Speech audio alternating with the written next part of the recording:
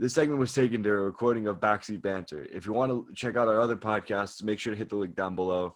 Thank y'all for watching, and I hope you enjoy the video. Now, this is where it's going to get spicy because I have Defensive Player of the Year up next. And of course, I'm biased. I mean, you can't see it in the video, but I have a Miami Marlins hat on. You know where I'm from. I think we've talked about this a lot. But the Defensive Player of the Year candidates came out, and it was Rudy Gobert, who we all expected to be there, let's be honest. Ben Simmons, another person we all expected to be there, whether I like him or not. And Draymond Green. I like Draymond Green. I didn't think he deserved to be there. Yes, defensively, he's one of the best players we've seen in the past 10 years, and I love great defensive players. However, I thought there was one person who deserved it a little more, the guy that can play, not play, but defend all five positions. You know him as Bam Adebayo. I know him as the man with no ceiling. He is one of the best defenders in the league, and he didn't even finish in the top three.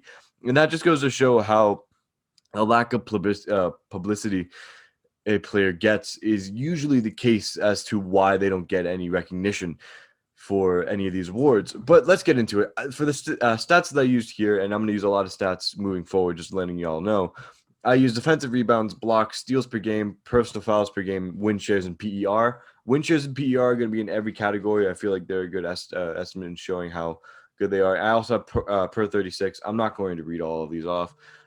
My first pick was Rudy Gobert. He had the most defensive rebounds, most blocks. He had the least fouls per game. He had the most win shares and the best PER. I think overall he's been a great defensive player. I'm not going to hate on him. I don't really want to hate on him. He is a very intelligent defender. We've seen this before. Is he a little bit limited in who he can defend? Of course. But when you get in the paint, there's almost no one as formidable as Rudy Gobert if you're driving towards him. Ben Simmons, for me, comes in second, just like him in the team sheet, because Joel Embiid is far and away better than him. But he can guard a lot of the positions. He's very versatile. You know, being a 6'10" guard is incredibly weird. It's something that we don't see often. But he has played incredibly well this season. Of course, the Philadelphia 76ers are the best team in the East when it comes to the rankings. But I thought he deserved the second place award. Again, I'm probably going with the majority here of the people that kind of guessed this. And for Draymond Green, someone who I didn't even think would make top three, I have him as third. Look, he played well against Anthony Davis for half the game last night, but I'm not going to put him that high just for that. To me, his stats haven't really been good at all. I know I haven't really been appealing, I should say. I know that win shares aren't the best way of showing something, but he has the least win shares at 4.9. To me, that's a bit much. I know it also factors in offensively, but win shares do have a good way of showing it. Now, here's my case for Bam Adebayo. Of course, I'm going to have to do this. He finished third on the NBA's official Defensive Player of the Year ladder versus Draymond Green. He has a better PER, better win share, better defensive rebounds, better blocks, and less personal fouls versus Ben Simmons. He has better PER, better win shares, better defensive rebounds, better blocks, and less personal fouls. Versus Rudy Gobert, he has more steals, the same amount of fouls, and yes, Rudy Gobert statistically breaks him out. But let's break out more statistics that I have on my phone. Let's go to I pulled up a really funny thing. 2021 All-Stars against Rudy Gobert, Ben Simmons, Draymond Green, and Bam Adebayo. Out of those four, Bam faced the second most amount of shots and dealt with it the best. They had a percentage of 36.4 while shooting against Bam. With Rudy Gobert, it was 48.6. With Ben Simmons, it was 48. And with Draymond Green, it was 47.1. Rudy Gobert had the highest percentage out of all those guys, by the way. Yes, he had more people shooting on him, but still, we can keep going on with that. Oh, and also, you want to look at how he's faced up against different players.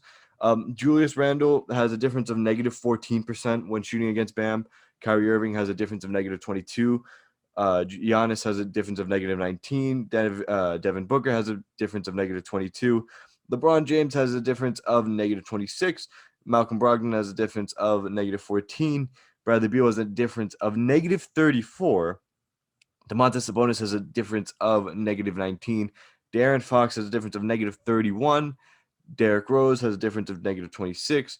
Jaylen Brown has a difference of negative 16. Jason Tatum has a difference of negative 13.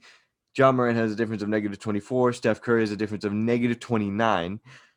CJ McCollum has a difference of -24. Trae Young has a difference of -10. And Zion Williamson, one of the most unstoppable players in the league, has a difference of -36 when going up against Bam Adebayo. I think that's an open and shut case in my opinion. I think he wins Defensive Player of the Year, but that's my bias. However, as this goes on, as you saw, number one, I gave Rudy Gobert. Just statistically, he's played better. Ben Simmons is second, and Draymond Green for me is third. I know defensively, it's the eye test. It's not just stats, but in my opinion, stats do come into play when you're talking about defensive and how good you are defensively. You can look good on the ball defensively, but off the ball movement and all that kind of stuff. Remember, one of the greatest blocks in the past 10 years came off the ball movement from Bam Adebayo to block Jason Tatum.